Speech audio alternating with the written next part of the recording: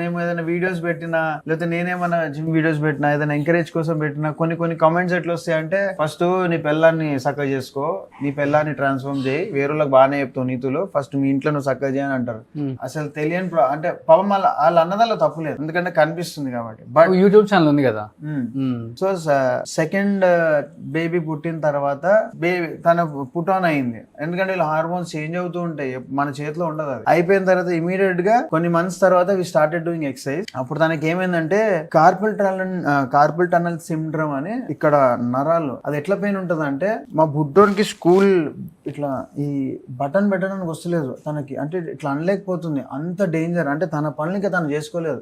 Exercise start చేసినాము, video కూడా తీసుకున్నాం. అప్పుడు నాన్న చలో ఈరోజు వీడియోది ఒక 100 days మనం మళ్ళీ లాక్డౌన్ లో ఎట్లయితే 20 kg దిగినా మళ్ళీ నువ్వు లాక్డౌన్ లో దిగినట్టు మళ్ళీ దిగుదాం అని స్టార్ట్ చేసిన టైంలో అది అట్లాంటిది వచ్చింది. అది రావడం వల్ల బై గాడ్ ఇస్ గాన్.